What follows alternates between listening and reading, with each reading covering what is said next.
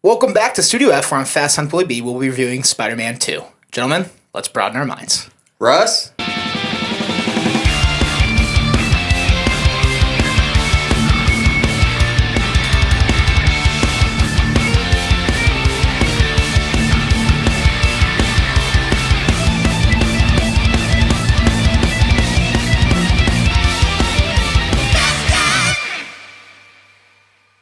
Welcome back to Fast Hunt Willy B. I'm Willy B. I got Drew back. Drew, how we doing? Doing great, brother. Appreciate you having me back on. Talk some more Spidey. Of course. So today we'll be reviewing Spider-Man 2, continuing with Columbia Pictures' 100th anniversary. You know, Sony Pictures releasing... They're one of their companies that releases movies. Mm-hmm. And they did us the honor of releasing all these Spidey movies back in theaters. And we're through 2. Through 2. And I'll tell you what, We're batting 1,000. I've had a hell of a time. Oh, dude. It's been sweet. It has been. Seeing the first one, because I didn't see it as a kid, then seeing it with my brothers, it was awesome. Then I saw the second one as a kid, then re-seeing it in theaters, it was sweet. And there's some details I picked on that I never noticed. Yeah. So I'm excited to talk about the movie. This was the first time for both, for me. And, you know, it's just, you get into the iconic movie in itself, but things like hearing Danny Elfman's score through theater speakers and seeing all of that action play out on the big screen, it just bumps it up for sure. Mm-hmm. So again, directed by Sam Raimi. We're sticking with him for the first 3 movies. Goat. For sure. Goat. And the cast, just about the same. You know, you got Tobey Maguire, you got Kirsten Dunst, Rosemary Harris as Aunt May, James Franco's back. Our villain is now Alfred Molina. Yeah. The perfect casting. We talked about perfect casting of Willem Dafoe for Green Goblin. We're right back at it. I mean... Could you imagine another Doc Ock? No. I mean, back in Marvel's heyday, they were just knocking out the park with characters and actors. So they picked the right guy for Doc Ock, for sure. But we got Alfred Molina in this one. And again, other than that, you know, J.K. Simmons...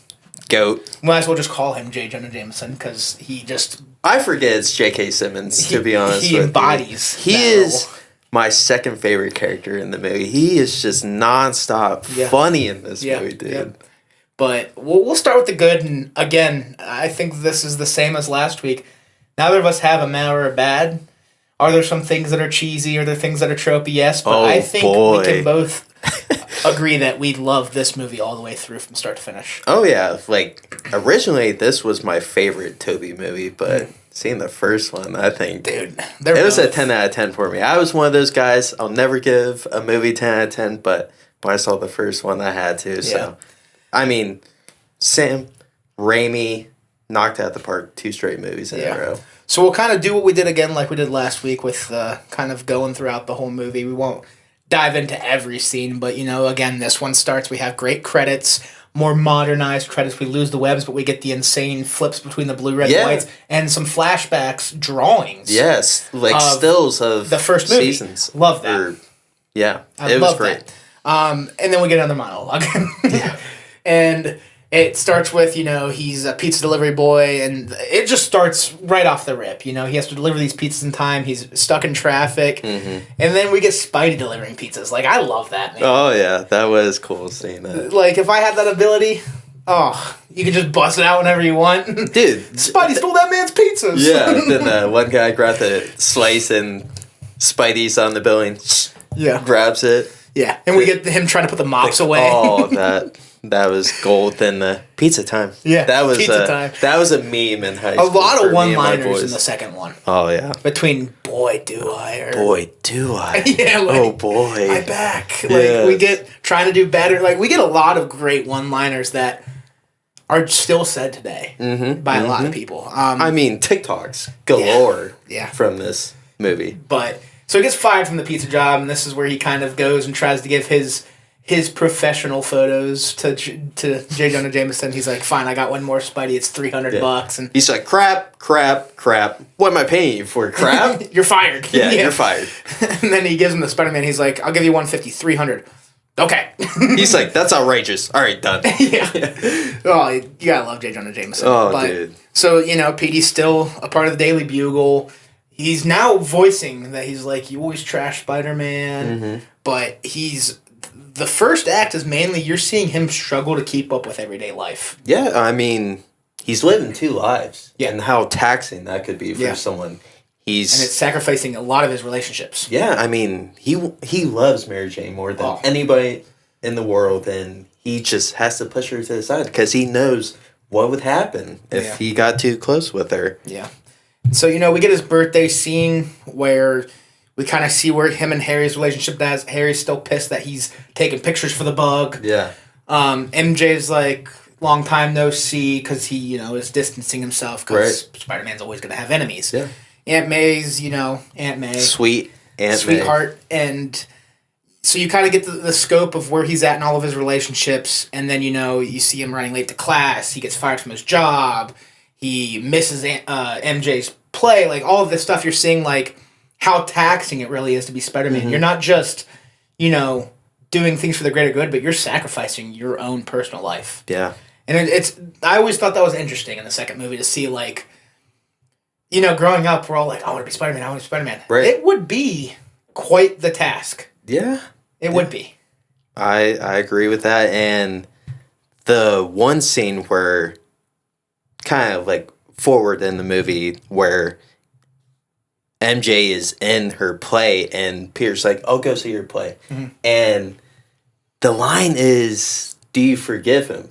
And she's supposed to say no, but she looks at Peter's seat and sees he's not there, and she goes, "Yes, I mean no." Yeah. Then the second part, when he goes to the play, what she said? I have it in my notes. Yeah, she catches him. He's struggling living 2 lives. Yeah. Did you ever catch that? No. Till then?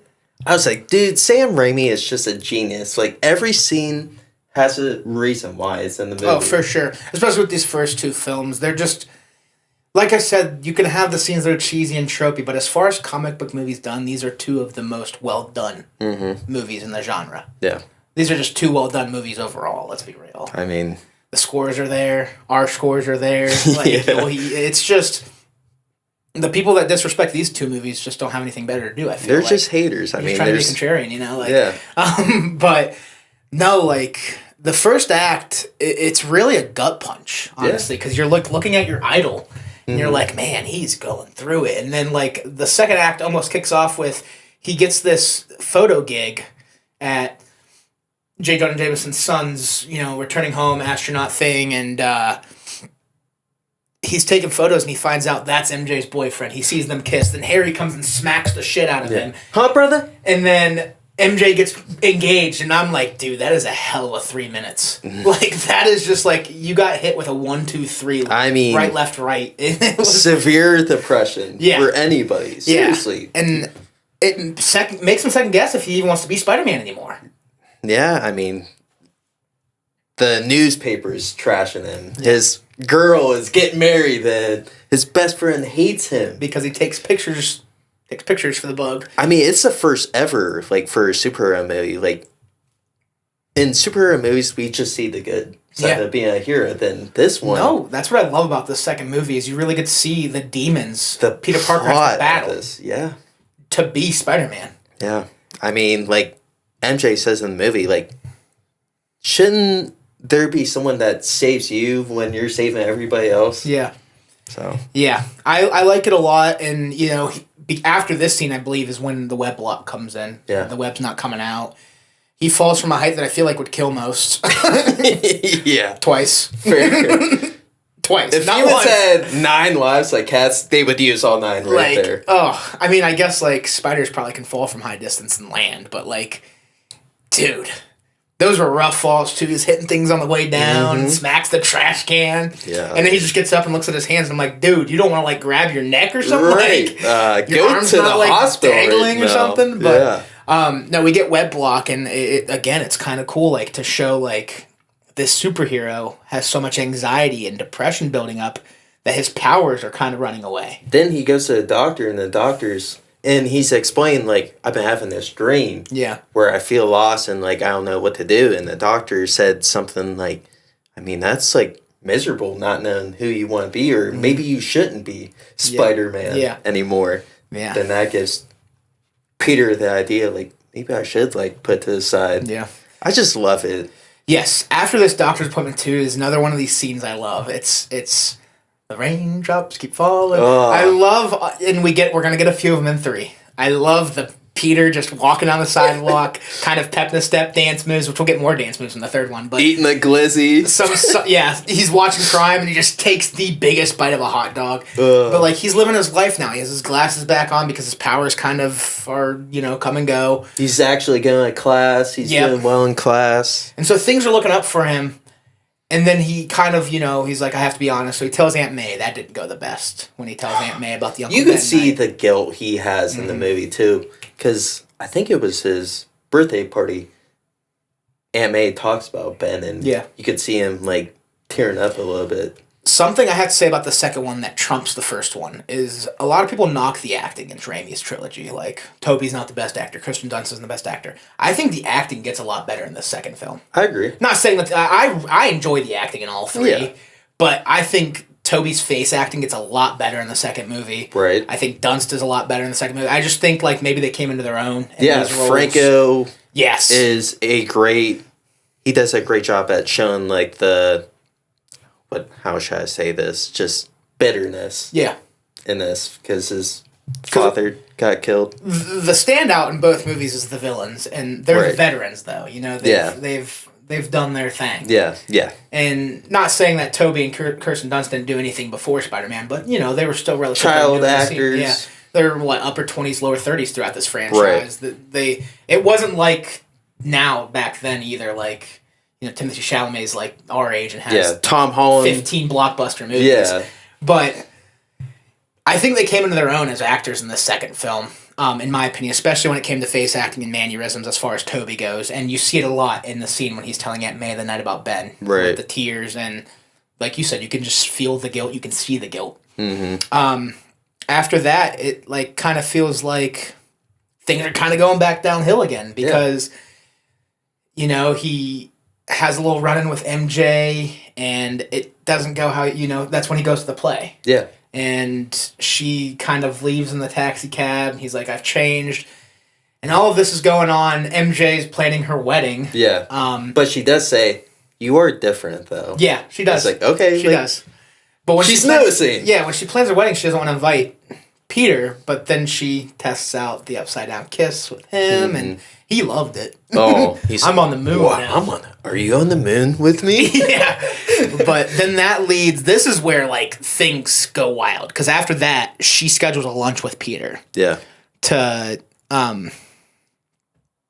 see how he feels. Yeah. And this is when it doesn't matter what you want. Spider-Man's got to come back. Yeah. This is... In between all of this, we have, you don't really need to talk about it because... Doc Ock's created through the fusion reactor explosion. I guess we can talk about it. The scene I want to point out before we go into the third act is the hospital scene. Oh, dude. I mean, Raimi just has to show that horror background that he has. Yeah. That was what I was talking about when I said we're going to get a little more of that horror in the second one, is that hospital scene's insane. Even when he's doing the experiment, his wife with the glass screaming. Yeah. Yes. Insane. Chills. Yeah. Another scene before we get to the third act that I also loved is the bank heist. Okay. So, this movie really follows Peter Parker. Doc Ock as the villain kind of takes the sidecar until the third act. Right. All we really get is the fusion reactor scene and the hospital scene kind of coincide. Mm-hmm. And then the bank heist scene where he's getting more money to rebuild so he can have the power of the sun in the palm of his hands. Yeah. And, it's just a fun Spidey versus Doc Ock scene going up the side of the wall. It's just something that you'd see in the comics. Aunt May's in the mix, and she doesn't even know who Spider-Man is, but... Saves Spidey, too. Yeah, and this is where she changes her opinion on Spidey, too. She says, I was wrong about you, Mm-hmm. So both of those scenes were really good as far as, like, setting up Doc Ock's character as well. How about the bank teller? Joel McHale, dude. Yeah, he was like, your nephew's not a hero. Yeah. Joel McHale. As he's freaking Spider-Man. Yeah, Joel McHale was the main character in Community. Oh, okay. Yeah. So I do recognize him. It was fun seeing him. I knew he was in the film, but it was fun seeing him again. Right. After I watched Community, being like, that's Jeff Winger, know. But no, like those were two great scenes, especially the bank heist scene. I think that scene, again, it just feels like it comes out of a comic book. going up the hill, like going up the building, and even the Spider-Man cartoons. You get another web pool type deal from Toby, and it was just a super well done scene. The choreography once again, Sam Raimi knocked it out of the park with his direction, and but this third act, we're having this lunch, and this is where it kind of kicks off because he's built the machine. Doc Ock has. He just needs more of the tritium, I think it is, and so he goes to Harry, and Harry's like, "You get Spider-Man for me alive, I'll give you all the tritium you need." How can I get him? Horrible deal. But so Doc Ock's like, "Okay, I'll be back." Yeah. And we get this. This is when Peter has to come back as Spider-Man. This is where MJ's stolen once again, and even though he's trying to stay away from her, he cannot fight the fact that MJ just keeps getting taken. And so this is where we really, we get the fist clench. He can't see out of the glasses anymore. Spidey is back. Such a great shot. I remember being a kid and getting so hyped from that scene. I think that's like one of the scenes that's the most nostalgic. I just remember him like standing right in front of that deli and the fist clenching and then throwing the glasses down and the lens pops out. And it was like Clark Kent. Yeah. About to turn into Superman. A Spidey version. Such a good scene. Yeah. But before that, how like he wants to just be Peter. When he's walking around and the guy gets robbed. He's like, damn, like I should do something about this, but I can't. Yeah. Then the house on fire. Yeah. And he saves the kid. Yeah. And the fireman's like, great job, kid. Then the other fireman's like, lost soul on story 3 or whatever he said. And he's like, all right, like. This is where he starts to have these. Yeah. Because when they have the lunch, he goes, I might not have changed. Yeah. My mind played tricks on me, too. Yeah. So, all in all, like, you could say it's a coming-of-age movie. He's really trying to figure himself out in the second movie. And he does. He definitely does. The third act, and this is just... Oh, it's awesome. Just a roller coaster. You're just going straight up. Yeah. I always thought Sam Raimi did a really good job at the sets for the final battles, too. Yeah. We get that, like, abandoned brick warehouse or whatever with Green Goblin. And this time we have, like, this house on a dock on the river with the, the fusion reactor and all. Like, it's just, every time it's just a really good set design. And it just adds to the elements of the battle. Yeah. In my opinion. I agree with that. But before we get to that final act, probably the best scene in the movie. The train. Or not final act, but that final fight. The train scene. Well... last time we were talking about, like, one of the coolest shots is, like, Spider-Man's lenses where one side's MJ, the other side's the kids. This time, it's Spider-Man swinging to Doc Ock and, like, it zooms out of his glasses. Yeah. Such a sweet shot. Oh, for sure. The transitions, some might say they're cheesy, but I think they're so for fun. 04, they're incredible. For sure. And this train scene... was always the scene that almost made me say I liked the second one more than the first. It was this scene that, like, I think they're both on par with each other, but that was always, like... And I still can't answer that question today. It changes every day. I know. But this scene was always one of the fighting, factors to tip the scale towards 2 or in the direction. And it's just, It's so close. You get the awesome fight on top of the train... And then Doc Ock says, you got a train to catch. Yeah. And, he get his first attempt where I couldn't imagine how bad that would hurt your feet. Torn ACL. Your knees. Oh, my God. And then we get the first attempt at the webs. They snap. They pull the buildings out. And he just starts going crazy. Yeah. And then he passes out. And you see, the entire city of New York behind him on this subway. Yeah.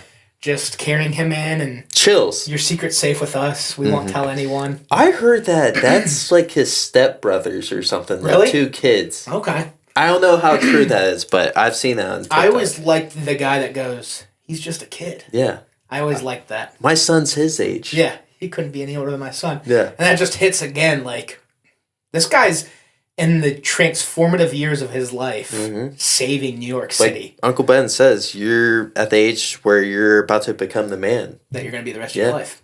And, it just is awesome how it all connects. But that scene, then Doc Ock takes him to Harry after that, and Harry finds out he's Peter, and he's like, come on, I have something bigger than us. Right. Like, and he breaks out of the barbed wire, and this is where we get our final scene. And this is where we get, a battle between him and Doc Ock. MJ's so happy because Spider-Man's there. Yeah. She still doesn't even know yet, but she has an idea. And then his mask comes off. And I loved how, like, that helped bring Doc Ock back to, like, reality. Yeah. And I also love how when he turns the first time, the smile on her face when she realizes he is Spider-Man. Mm-hmm. Oh, I know I'm getting romantic with a Spider-Man movie, but hey, dude, it is. The relationship that him and MJ have throughout these first two movies is so insane, up and down roller coaster, and you're just rooting for the guy in the red suit, you know, the entire time. Like you said, you don't even realize that she has all these boyfriends in the first movie because you want Peter to be the guy. But like at the same time, like you kind of understand because she's tried to like make a relationship, and he's like kicked her to the side. Oh, she hasn't done, like. For sure. Her, like, get married to a guy that she doesn't really like is messed up. Yeah. But, you know, Peter does his best to convince Doc Ock that we got to shut down this machine. It works. We see Doc Ock sacrifice himself. Another great shot. Him drowning in the river. Mm-hmm. We get some more cheesy quotes. This is heavy. Like, this is a little bit heavy. Yeah. But this final fight, dude, again, Raimi knows how to make a third act. Yes, he does. And the third act makes or breaks a movie, in my opinion. For sure. It can. You can have a fun time with two acts, but if the ending sucks, you're not going to... Right. The replay value shoots down, you know? Yes. I agree. That's another thing. Both of these movies have high replay value for both of these films. I wasn't even thinking about pulling my phone out once for this movie. Or the first one, I think I pulled it out, like, every time I got a quarter notification for the Cavs game. Yeah. But other than go that... Cavs, like, baby. Yeah, go Cavs. But, like, yeah, I'm in the same boat. If the Cavs weren't playing... I just had my phone in the pocket whenever I got an ESPN notification. I'd be like, oh, that's got to be the Cavs. Right. But, dude, what a third act. And then, you know, we get the web hangout and MJ's wedding, which ends up, you know, she gets cold feet, I guess you could say. And I would too if I knew who Spidey was. Yeah. And then you get her fun run through the park as she runs to Peter's apartment. His colorful apartment, you could say, by the landlord. But Dinkovich, and they're a great addition. Another great addition. He has an even better... I think him and his daughter's role in the third movie is really fun. Mm-hmm. But we'll get into that next week. Yeah. But, you know, she races, and this is where you were talking about. You get if you're saving everybody, somebody else has to save you. And she's like, why can't you respect me enough to let me make my own decisions? Mm-hmm. And you get the kiss. But all three movies, like MJ and Aunt May, do save him or like give him the motivation to keep on going. For sure. Aunt May, she says one of my favorite quotes of all time when she's packing. She's moving that out. whole monologue she goes on when she's packing is There's so a hero in all of us. Mm-hmm. Someone who gives us strength, someone who gives us courage, blah, blah, blah. It's just, it gives me chills because... She's talking about how the kid needs Spider-Man. Yeah. Henry Jackson. Yeah. That's Henry Jackson? Yeah. Getting tall. Yeah. It's crazy what can happen in 2 years, right? But, no, I mean, again, it's just another Spider-Man movie where shot after shot, I'm just all in. Mm-hmm. I love everything about it. Yeah. It's a vibe. The aesthetic is immaculate. Raimi does such a great job with both direction. The writing is fantastic. Again, I know people think some of the lines are cheesy, but I love them, man. I know. I love them. And there's only a few, though, honestly. I know. When you really think about it. There's a lot of powerful lines, too. J. Jonah Jameson has a lot of great comedic lines that are well written. And Aunt May has some powerful lines. Spidey has some powerful... There's some powerful lines that, you know, it's like I said, it's a very quotable movie. Mm-hmm. But J. Jonah Jameson.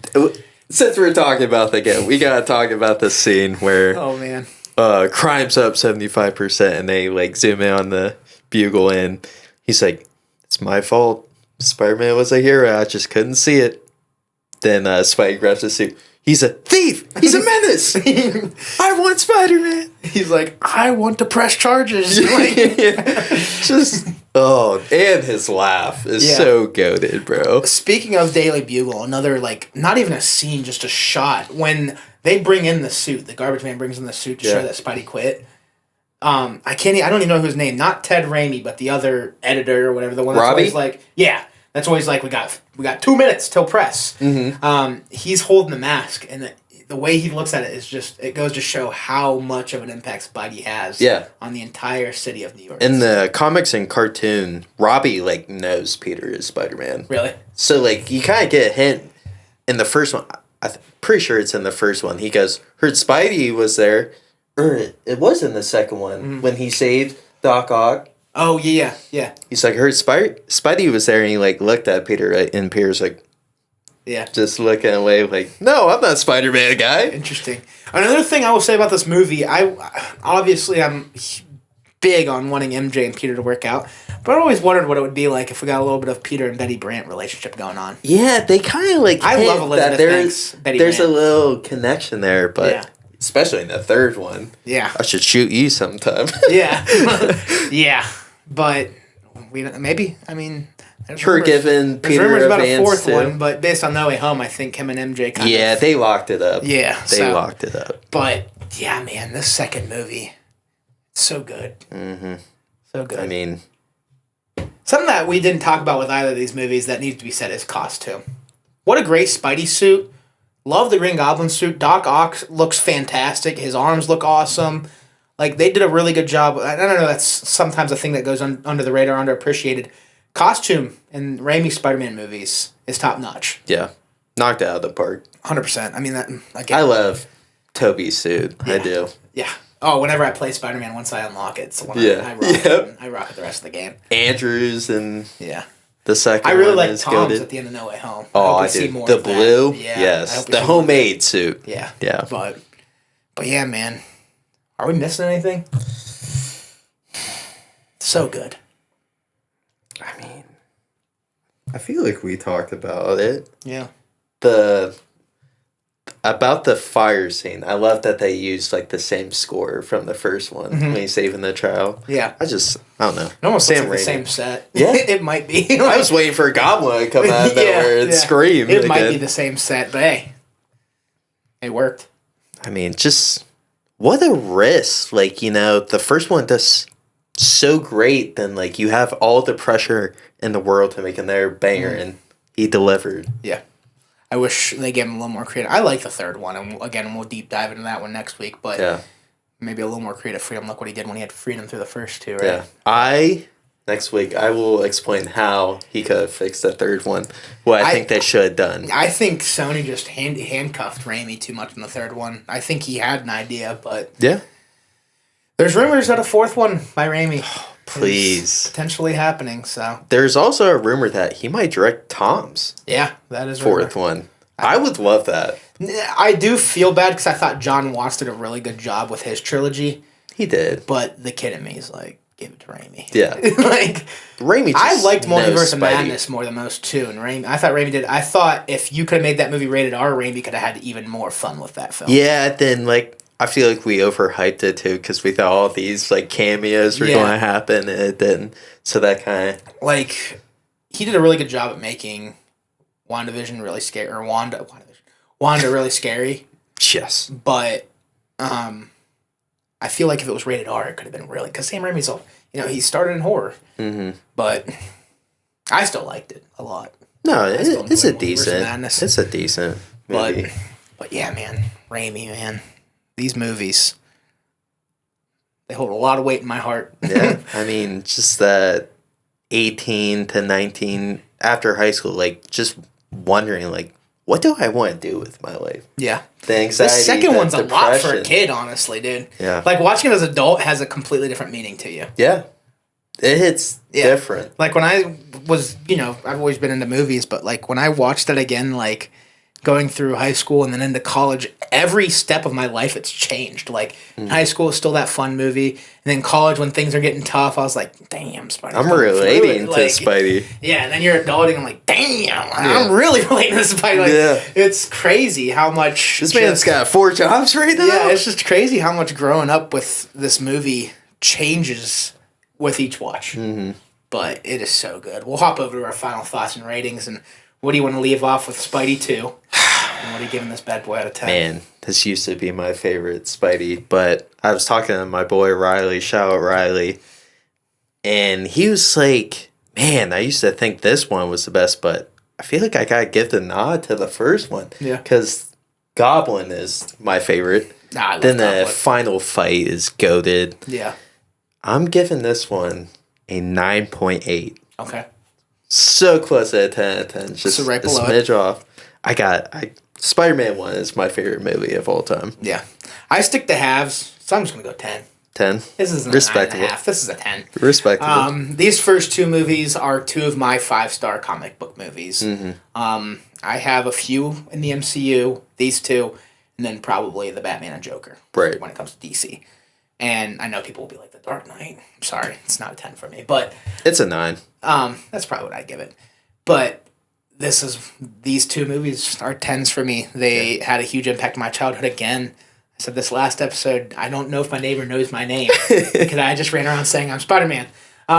Christ, I'm 24 and I still have a Spidey suit in the closet. Just these two movies, man, they were my childhood, and even now at 25, I watch these in theaters and I'm grinning like I'm 5 again. Literally. There's probably 3 people in the world that if I saw them in public, I would kiss their feet. Yeah. Toby, Sam Raimi, and Tom Brady are the 3 guys. Tom Brady? Dude, God, Spider-Man 2's 20 years old this year. That's crazy. We're getting old, brother. That's crazy. We're getting old. Yeah, 10 out of 10 for me. I'm super excited to continue this watch. Yeah. I know Spider-Man 3 is a little lackluster compared to its predecessors, but at the same time, I still have a lot of fun with it. I think the ending, it finishes really good. Yeah, I think so as well. I still think it's a good movie. I'm excited to see it on the big screen because, again, I didn't see any of Tobey's movies in theaters, which is crazy because I literally watched Halloween Rob Zombie, which came out the same year at 8 years old, but I didn't watch Spider-Man 3 in theaters.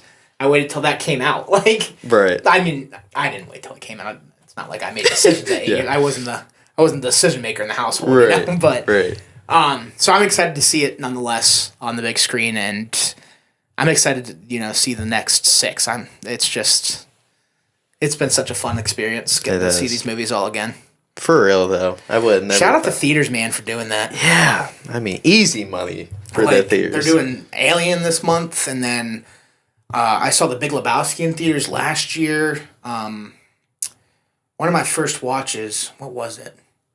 I can't remember what it was, but one of my first watches was in theaters, and I was like, but it was like a movie that was 40 years old. It might have been Superman last year. I hadn't seen the original Superman. I feel like it was. And I don't know why I remember you seeing that. But how many people get to say their first watch of Superman was in theaters, but they were born in 99? Right. So I love that the theaters are doing stuff like that. And like you said, it's a good way to make money. It's a good way to keep the theaters open. Yeah. I'm obviously a huge advocate for the theaters. I go 1 to 3 times a week. But yeah, dude, this has been fun. It's been a hell of a ride. Seeing it with my brothers. Oh, yeah. We got Spidey 3 next week. Yeah. But I'm excited. I just like the ending of Spider-Man 2 when Harry and his dad talking. It's like, all right, hinting that we didn't even him about to be the next Goblin. Yeah. Just the character development of Harry. I mean, all the characters was just so well written. Yeah. It makes you look back when you saw that in 2004, you're like, shit. I can't wait for Spider-Man 3 now. And you had to wait 3 years. I know. 3 years as a kid feels like eternity. Yeah. Yeah, you're like, 2007? Mm-hmm. I'm going to be 20 by then. No. Right. Oh, what a trilogy. Again, shout out Sam Raimi. That'll do it for Spider-Man 2. Drew, thank you again for coming on, brother. Thank you for having me back on. Thank you. Of course. Thank you guys for watching. If you like what you're watching, check out some of these videos. Hit the subscribe button. If you want to see Drew's content, his subscribe button's over here as well. Thank you. Follow the social links down below. And again, thank you all for watching, and we will talk to you all next week. Peace.